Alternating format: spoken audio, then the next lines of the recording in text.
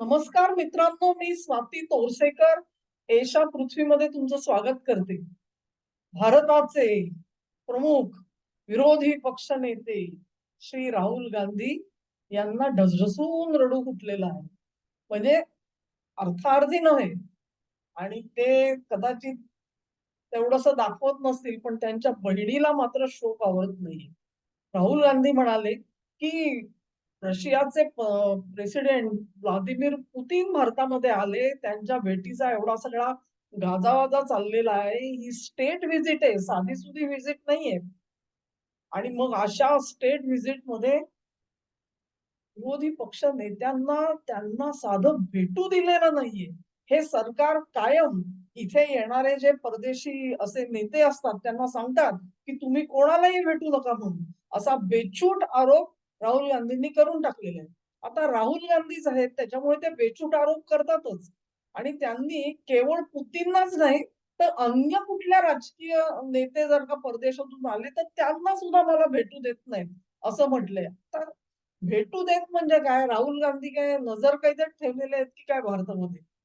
साधा सुद्धा एक नियम आहे, की तुम्हाला जर का येणारे जे फॉरेन डिग्निटरीज असतात, त्यांना जर का भेटायचं असेल, तर त्यांच्या वकिलातीकडे एक विनंती पाठवायला लागते, की बाबा माझ्यासाठी भेटीसाठी वेळ राखून ठेवा म्हणून. आणि मग ती वकिलात जी असते, ती त्या येणाऱ्या पाहुण्यांना विचारते, की बाबा अमुक-अमुक माणसं तुम्हाला भेटू इच्छितात, तुम्ही कोणाला भेटणार आहात? त्यांनी जो काही इंडिकेशन दिलेलं असतं, त्या इंडिकेशन नुसार ही वकिलात ही या व्यक्तींची भेट ठरवत असते. सहसा भारत सरकार त्याच्यामध्ये हस्तक्षेप करत नाही. याच्यामध्ये भारत सरकारचा काहीही संबंध नसतो. तुम्ही परस्पर जे येणारे फॉरेन डिग्नेटरीज असतात त्यांच्याशी हा कार्यक्रम ठरवू शकता. आता समजा ह्यांनी भेट मागितली असेल आणि ती पुतीनच्या वकिलातीने दिली नसेल, तर त्याचं खापर काय तुम्ही मोदींच्या डोक्यावरती फाडणार का? काय म्हणजे नेमकं म्हणायचंय काय ह्या दोघांना? त्या प्रियंका गांधी म्हणतात, ते तर विरोधी पक्ष नेते आहेत. तो त्यांचा अधिकार आहे परदेशी पाहुण्यांना भेटण्याचा आणि हा अधिकार जणू त्यांच्याकडून हिरावून घेतलेला आहे. भारतामधली लोकशाही कशी कंडम आहे, हे सांगण्यामध्ये पण नाही. मला वाटतं आज सगळा आपला मीडिया सुद्धा जो आहे ना, लिबरल मीडिया, तर हे तुणतुणं का लावलेलं आहे? तुणतुणं लावलंय आपण म्हणतो, मग सगळ्या मीडियानी पण तुणतुणं लावलेलं आहे. तुणतुणं लावलंय ह्याचं कारण स्पष्ट आहे, की त्यांना तसे आदेश दिले गेलेले आहेत, की बाबा तुणतुणं लावा. इथे पुतीन आले ह्याचीच मुळी पोटदुखी किती लोकांना असेल कल्पना करा तुम्ही. सोरोसनी पुतीनच्या विरोधामध्ये किती कारस्थानं केली असतील हे तुम्ही आणि मी सोडवायचं आहे. सोरोसच्या ज्या सगळ्या ऑर्गनायझेशन्स आहेत ना, त्या रशियामध्ये त्यांच्यावर बंदी घातली गेलेली आहे. आणि उठता बसता मी उठू का बसू, अशा कोणात बसू का तशा कोणात बसू, म्हणून परवानगी घेऊन बसणारे राहुल गांधी हे जर का पुतीनना मला भेटायचंय म्हणून जर का विनंती देतील, तर त्यांची विनंती मान्य होईल का? कल्पना करा तुम्ही. नुसती कल्पना करा, की तुम्ही एवढ्या मोठ्या पदावरची व्यक्ती आहे, रशियाचे प्रेसिडेंट आहेत आणि त्यांना काही डिस्क्रिशन नाही. त्यांना काही त्यांचे वैयक्तिक पसंती नाही. त्यांच्या राष्ट्राच्या गरजेप्रमाणे कोणाला भेटावं, कोणाला भेटू नये, हे त्यांनी ठरवायचं नाही. हे विरोधी लोकनेते म्हणून काय ते विरोधी पक्ष नेते म्हणून यांना पुतीननी भेटलंच पाहिजे. हे पुतीनचं कर्तव्य आहे. म्हणजे लक्षात घ्या, की अशा प्रकारे लोकशाही मरत असते. यांना जर का भेट दिली नाही तर. आणि ती लोकशाही जगवण्याची जबाबदारी कोणाची आहे? तर ती पुतीनची आहे आणि ती मोदींची आहे. ह्यांची जबाबदारी काही नाही. लोकशाही वाचवणं ही माझी जबाबदारी नाही. माझी जबाबदारी नाही, माझे फक्त अधिकार आहेत. विरोधी पक्षनेता म्हणून मला फक्त अधिकार असतात, असं राहुल गांधींचं म्हणणं दिसतंय. खरं सांगू का तुम्हाला या सगळ्यामध्ये मला तर 2 शंका आहेत आणि त्यातली पहिली शंका ही आहे, की आपल्या सगळ्यांना माहिती आहे, की नेहरू घराण्याचे आणि सोव्हिएट रशियाचे किती घनिष्ठ संबंध होते. मग ते जवाहरलाल नेहरू असतील किंवा त्यांच्यानंतर असं म्हटलं जातं, की शास्त्रीजींचा मृत्यू किती संशयास्पद परिस्थितीमध्ये झाला ताश्कंदमध्ये रशियाच्या एका शहरामध्ये. त्यावेळी ताश्कंद हे रशियामध्ये होतं. हे आपल्या सगळ्यांना माहिती आहे आणि असं म्हणतात, की त्यानंतर श्रीमती इंदिरा गांधींची निवड झाली आणि त्यांचं आणि रशियाचं राजकारण किती घनिष्ठ स्वरूपाचं होतं हेही आपल्याला माहिती. मी परवाच्या दिवशी जो व्हिडिओ केला त्याच्यात मी म्हटलेलं होतं की इंदिरा गांधींच्या काळातच 25 वर्षाचा दीर्घ मैत्री करार रशियाशी केला गेलेला होता तेव्हा. आणि मग त्याच्यानंतर म्हणजे इंदिराजींच्या हयातीमध्येच संपूर्ण कुटुंबाला घेऊन बाईसाहेब तिकडे गेलेल्या होत्या मॉस्कोमध्ये. आणि तेव्हा त्यांच्या स्नुषा सोनिया गांधी पण गेलेल्या होत्या आपल्या पतींसोबत. सगळेच जण तिथे गेलेले होते. तेव्हापासूनचे घनिष्ठ संबंध आहेत.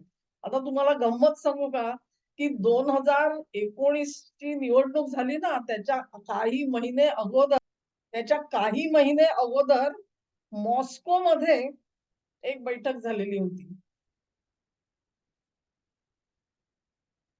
त्या मॉस्को मध्ये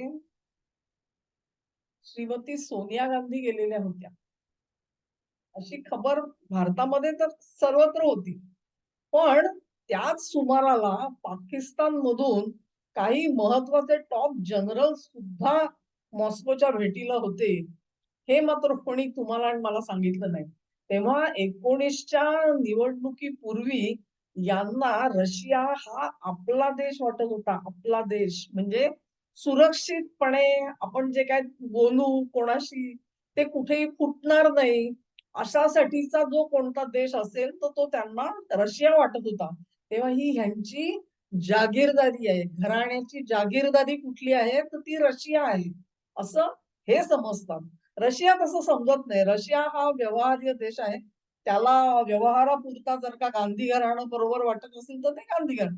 त्यांना जर का वाटलं की मोदी आपलं नीट काम करतील तर ते मोदींसोबत जातील. तुम्हाला माहितीये 2004 नंतर जेव्हा युपीएचं सरकार आलं तेव्हा सोनिया गांधींनी जर का पहिला परदेश दौरा कुठचा केला असेल तर तो रशियाचा केलेला होता. तो रशियाचा दौरा त्यांनी केलेला होता. आणि त्या नटवर सिंग यांनी ही गोष्ट लिहून ठेवलेली आहे की त्या दौऱ्यामध्ये सगळे सरकारी जे काही ठरलेले कार्यक्रम पार पडल्यानंतर संध्याकाळी एक सैर ठेवलेली होती. आणि त्याच्यामध्ये श्रीमती सोनिया गांधी आणि नटवर सिंग हे एका बोटीतून प्रवास करणार होते. परंतु त्यांना मोठा धक्का बसला आणि तो धक्का असा होता, आश्चर्याचा धक्का बसला की संध्याकाळच्या त्या सैरीसाठी त्यांना घेऊन जाण्यासाठी स्वतः पुतीन तिकडे आलेले होते. म्हणजे आज जसं मोदींनी वैयक्तिकरित्या जाऊन पुतीन यांचं स्वागत केलं प्रोटोकॉल मोडून सुद्धा, तसंच त्यांना ट्रीटमेंट पुतीननी सोनिया गांधींना दिलेली होती त्यावेळेला. आणि इतकंच नाही तर सोनिया गांधींचे पिताश्री त्यांना रशियामध्ये जिथे तुरुंगवासात ठेवलेलं होतं दुसऱ्या महायुद्धातले ते सैनिक म्हणून युद्ध कैदी म्हणून त्यांना नेऊन बंदिवासात ठेवलं होतं. तो तुरुंग कुठे होता? तो तुरुंग आता अस्तित्वात नाहीये ती इमारत. परंतु त्यांना जिथे ठेवलेलं होतं ते ठिकाण त्यांना दाखवलं गेलं. तेव्हा इतके जवळचे आणि घनिष्ठ संबंध गांधी घराण्याचे हे रशियाशी आहेत. अशा रशियानी आपल्याला लाथाडलं ह्याचं जास्त दुःख आहे मित्रांनो. पण ते जर का तुम्हाला लाथाडलं असेल तर आपलं कर्तृत्व काय ह्याचा सुद्धा थोडा विचार करा. ह्याचा विचार करायची त्यांना गरज वाटत नाहीये. मी जर का ते पुतींना ज्यांनी गुन्हेगार ठरवलं त्या गुन्हेगार ठरवणाऱ्या मंडळींमध्ये तुमची उठबस असेल आणि ते जर का हो म्हणले तर तुम्ही हो म्हणाल, ते नाही म्हणले तर तुम्ही नाही म्हणाल, तर पुतीन तुमची पत्रास ठेवतील असं वाटलं कसं तुम्हाला? वाटलंच कसं? आपली औकात काय ती आपल्या स्वतःला कळायला पाहिजे. परंतु तीच वानवा आहे सर्वात मोठी. आणि म्हणून कधी ह्याच्या खांद्यावर डोकं ठेवून तर कधी त्याच्या खांद्यावर डोकं ठेवून फक्त रडण्याची कामं चालू आहेत. असो, हा व्हिडिओ तुम्हाला मी मुद्दाम केला कारण मला अंदाज आहे की आपल्या मीडियामध्ये ह्याच्यावर ठाणाणा बोंबा चालल्या असतील आणि गदर मी काय बघितलं नाहीये ते काय करतात. परंतु हा विषय त्यांचा फार जिव्हाळ्याचा आणि आवडीचा असणार असं गृहीत धरून हा व्हिडिओ करते आहे.